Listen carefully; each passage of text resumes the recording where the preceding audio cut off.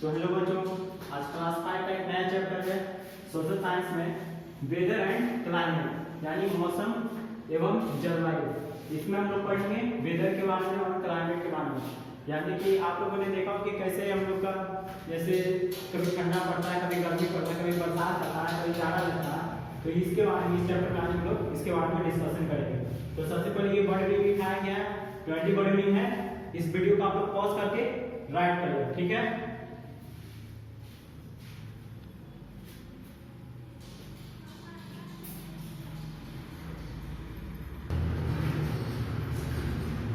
आप लोग का फर्स्ट टॉपिक है वेदर यानी कि मौसम।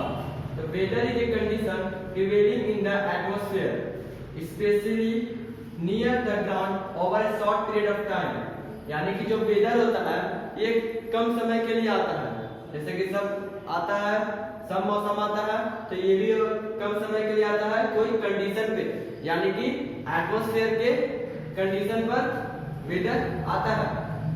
Eight a place weather changes every day, यानी कि जो मौसम होता है ये हर समय चेंज होते रहता है, हर समय बदलते रहता है। फॉर एग्जाम्पल, जैसे कि हम लोग एक एग्जाम्पल के तौर से समझेंगे, दिया हुआ है एक क्लाउडी डे,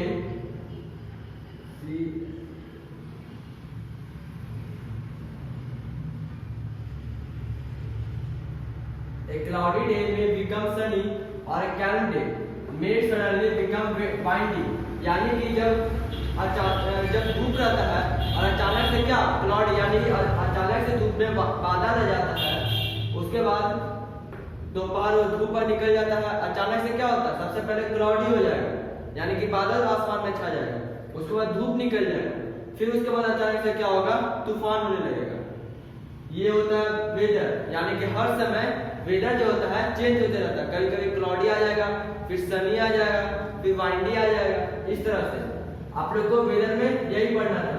अब है क्लाइमेट यानी कि जलवायु। Climate is the average condition of weather of a place और रीजन थ्रू आउट सीजन। यानी कि जो क्लाइमेट है ये वेदर का एक कंडीशन है, एवरेज कंडीशन, ठीक।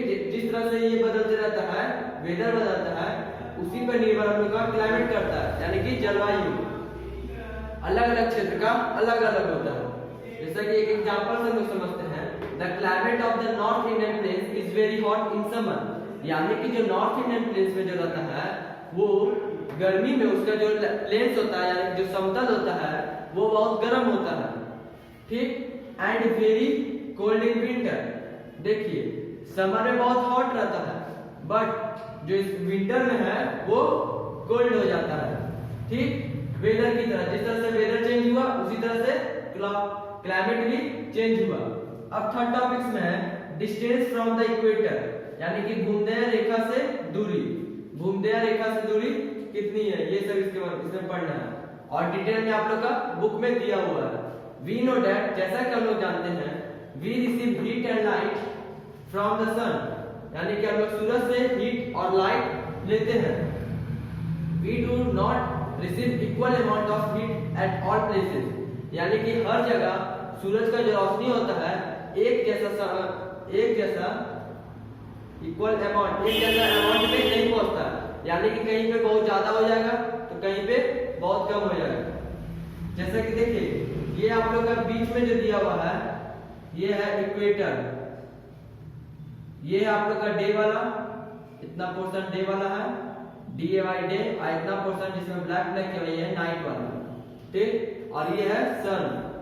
High density of incident ray southern winter, यानी कि सॉर्थन विंटर का आपको दिया हुआ फिगर में, और अच्छी तरह से अपने कॉपी में ड्रा कर लेंगे डिस्टेंस फ्रॉम द इक्वेटर के बाद। उसके बाद फोर्थ टॉपिक में दिया हुआ है height above the sea level, यानी कि समुद्र सतह से ऊपर ऊंचाई। जो समुद्र का सतह होता है उससे ऊपर का ऊंचाई के बारे में हम लोग पढ़ेंगे। तो वी नो दैट, जैसा कि हम लोग जानते हैं, hill station such as Shimla, Nainital and Ooty are cool even in summer. यानी कि जो गर्मी में क्या सब जगह क्या होता है, नॉर्थर्न प्लेन्स में लोग पढ़े थे, नॉर्थर्न प्लेन्स में गर्मी में हॉट होता है, लेकिन यहाँ पर क्या होता है, गर्मी में ठंडा होता है। कहाँ कहाँ, शिमला हो गया, नैनीताल हो गया, ओयाटी हो गया, are cool even in summer, यानी कि गर्मी के समय यहाँ पर ठंडा रहता है। Very high mountains experience snowfall, यानी कि जहाँ पे बहुत सारा माउंटेन ही सब होता है वहां पर बर्फ भी पड़ने लगता है। उसके बाद दिया हुआ है most peaks in the Himalaya mountains are covered with snow and ice even during summer, यानी कि गर्मी के समय क्या होता है, माउंटेन जो होता है वो बर्फ से, स्नो एंड आइस से ढका हुआ रहता है। माउंटेन का पीक्स यानी कि चोटी सब, ये सब जो रहता है माउंटेन का, ये सब बर्फ से कवर रहता है टोटली। अब आप लोग का फिफ्थ टॉपिक में डिस्टेंस फ्रॉम द सी, यानी कि समुद्र से दूरी। इसमें दिया हुआ है compare the climate of Mumbai and Delhi, यानी कि हम लोग मुंबई और दिल्ली का क्लाइमेट का कंपेयर करते हैं। इसमें दिया हुआ है you will notice that Delhi is hotter in summer, यानी कि जो दिल्ली है वो गर्मी में बहुत दिल्ली गर्म रहता है। एंड कूलर इन विंटर, गर्मी में बहुत गर्म रहता है और विंटर में बहुत ठंडा रहता है। ये कहाँ का बता रहा है, दिल्ली का, एज कंपेयर टू मुंबई, यानी कि मुंबई से दिल्ली में गर्मी के समय में ज्यादा गर्मी रहेगा और ठंडा के समय में ज्यादा ठंडा रहेगा।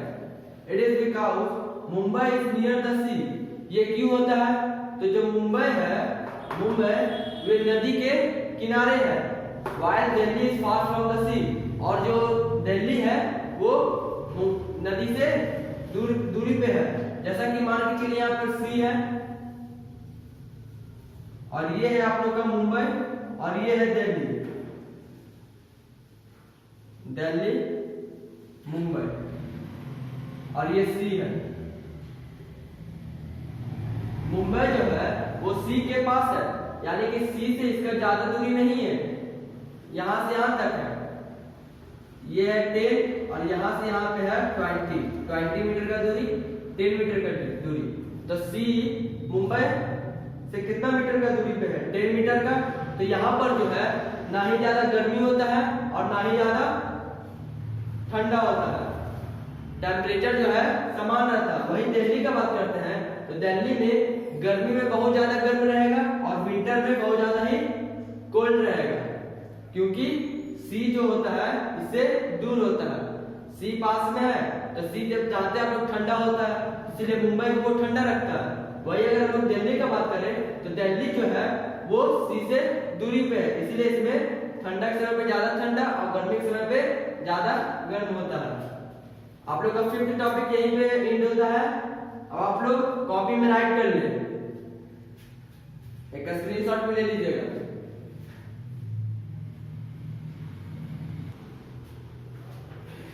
अब आप लोग का सिक्स्थ टॉपिक में दिया हुआ है डायरेक्शन ऑफ वाइंड्स, यानी कि हवाओं की दिशा। Winds affect the place they blow to wind coming from the hot areas increase the temperature of the place, यानी कि हवा जो होता है वो कहां से आता है, तो जिस एरिया का टेम्परेचर इंक्रीज होता है वहां से गर्म हवा आती है, यानी कि तापमान बढ़ेगा तो गर्म हवा उस एरिया से आएगी और बहेगी सब जगह। फिर दिया हुआ है Delhi is hot in summer, यानी कि जो दिल्ली है वो गर्मी में हॉट वाइंड देती है ड्यू टू ड्राई, इसके कारण सब चीज सूख जाता है। फिर बोल रहा है हॉट वाइंड्स फ्रॉम राजस्थान, और राजस्थान से भी हॉट वाइंड आती है। फिर दिया हुआ है इन विंटर, यानी कि ठंडा के समय cold winds from the Himalaya, यानी कि गर्मी में कहां से आती है, राजस्थान से, ठीक। और ठंडा में हिमालय, यानी कि पहाड़ी सबसे, पर्वतीय सबसे, हिमालय। कहां से, cold wave in northern India, और हिमालय कहां पड़ता है, नॉर्थन इंडिया में। अब आप लोग का सेवंथ टॉपिक में दिया हुआ है ह्यूमिडिटी एंड रेनफॉल, यानी कि नमी और वर्षा।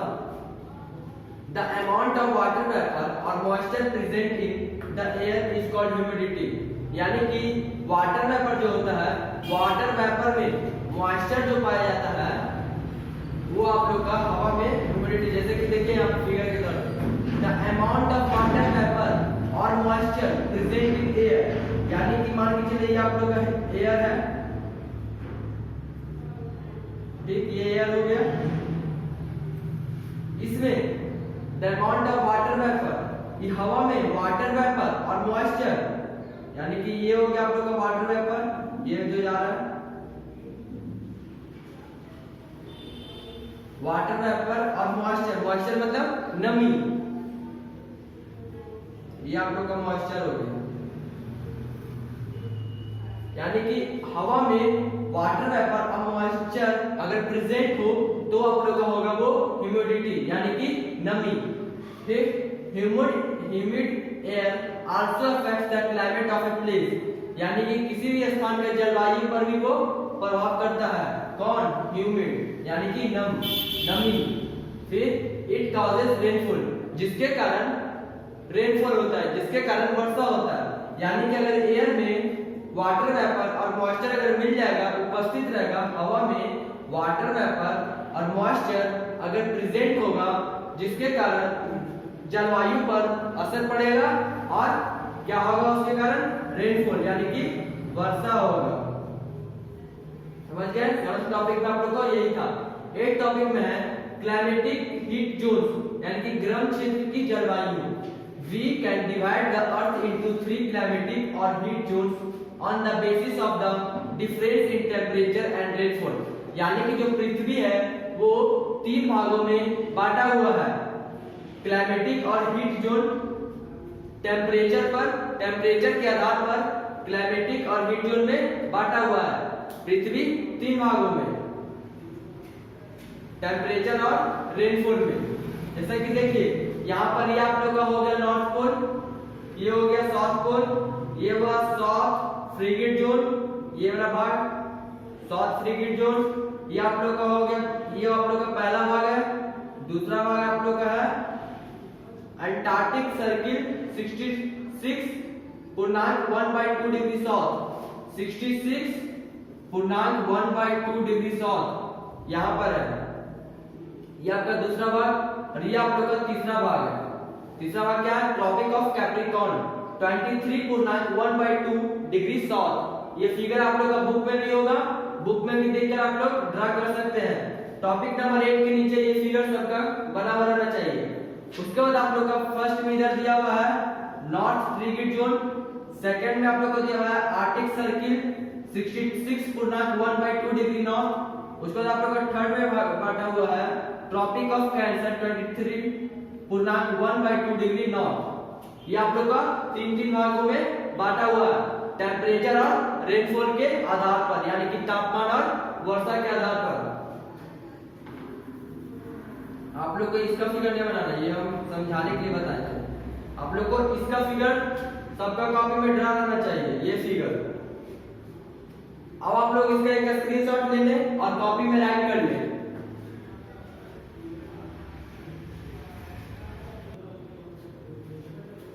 आप लोग का 9th टॉपिक में दिया हुआ है टॉरिड जोन, यानी कि गर्म क्षेत्र। इसमें दिया हुआ है the region line between the tropic of Cancer and the tropic of Capricorn on both sides of the equator is called the torrid zone. आप लोग को इसके पिछले फिगर में हमने बताया था एक फिगर, उसी में आप लोग को दिया हुआ है द ट्रॉपिक ऑफ कैंसर, यानी कि उसमें दिया हुआ है ट्रॉपिक ऑफ कैंसर एंड एक ट्रॉपिक ऑफ कैंसर, और बीच में दिया हुआ इक्वेटर, यानी कि वही तीनों मिलाकर एक क्या बनाता है? टॉरिड जोन, यानी कि गर्म क्षेत्र। जैसे कि आपको यहाँ पे हम थोड़ा सा फिगर से बताते हैं। ये इक्वेटर है, ये मान के चलिए आप tropic of Cancer, tropic of Cancer, और ये चलिए मान के ट्रॉपिक ऑफ कैप्रिकॉर्न। ठीक, तो यानी कि यही तीनों मिलाकर आपको बनाता है टॉरिड जोन, यानी कि गर्म क्षेत्र। यानी कि ये तीनों अगर मिल जाएगा तो वहां पर एक गर्म क्षेत्र बन जाएगा। देखिए दिया हुआ the region line between the tropic of Cancer and the tropic of Capricorn on both sides of the equator is called the torrid zone. समझ गए? अब 10th टॉपिक आप लोग को दिया हुआ है फ्रीगेट जोन, यानी कि ठंडा क्षेत्र। The region between the Arctic circle and the north pole और between the Antarctic circle and south pole is called the frigid zone. यानी कि आपका नॉर्थ पोल में आर्कटिक सर्कल, नॉर्थ पोल में आर्कटिक सर्कल और साउथ पोल में Antarctic circle मिलाकर आप लोग का बनाता है फ्रिगेट जोन। आप लोग को 10th टॉपिक में यही था। उसके बाद 11th में बोल रहा है टेम्परेट जोन यानी कि नरम क्षेत्र। पहला था गर्म क्षेत्र जिसमें आता है tropic of Cancer, tropic of Capricorn. फिर आया फ्रिगेट जोन जिसमें आपका नॉर्थ पोल का आया क्या चीज, नॉर्थ पोल का आप लोग का आया है आर्कटिक सर्कल और साउथ पोल का आप लोग का आया है एंटार्कटिक सर्कल। उसके बाद वो दोनों मिलकर बनाया जाता है फ्रिगेट जोन। अब लास्ट टॉपिक है टेम्परेट जोन यानी कि नरम क्षेत्र। The region is neither very hot nor very cold, it lies between the torrid zone and the frigid zone in both the hemisphere. यानी कि एक गोलार्ध के जैसे कि ये हो गया इक्वेटर, इसके इधर और इसके इधर, ठीक, जिसमें टॉरिड जोन था और फ्रिगेट जोन। यानी कि जो टॉरिड जोन है ये और फ्रिगेट जोन है वो दोनों मिलाकर क्या ना ही ज्यादा आपको गर्म बना देगा ना ही ज्यादा वो आप लोग को ठंडा बना देगा, यानी कि मीडियम रहेगा। ना ही ज्यादा वहां हॉट होगा ना ही ज्यादा वहां पे कोल्ड होगा। टॉरिड जोन और फ्रिगेट जोन मिलाकर आप लोग को बना देता है टेम्परेट जोन। समझ गए? आप लोग का 11th टॉपिक यही था। 11th topic and last topic. आप लोग का होमवर्क है, homework do make objective and tick the question answer of lesson 5। Lesson 5 का ऑब्जेक्टिव और क्वेश्चन आंसर बुक में ही टिक लगा लें और अपना बुक भी रीडिंग करते रहें। और ये नोट्स को आप लोग अपने कॉपी में राइट कर लीजिएगा, एक स्क्रीनशॉट भी ले लीजिए।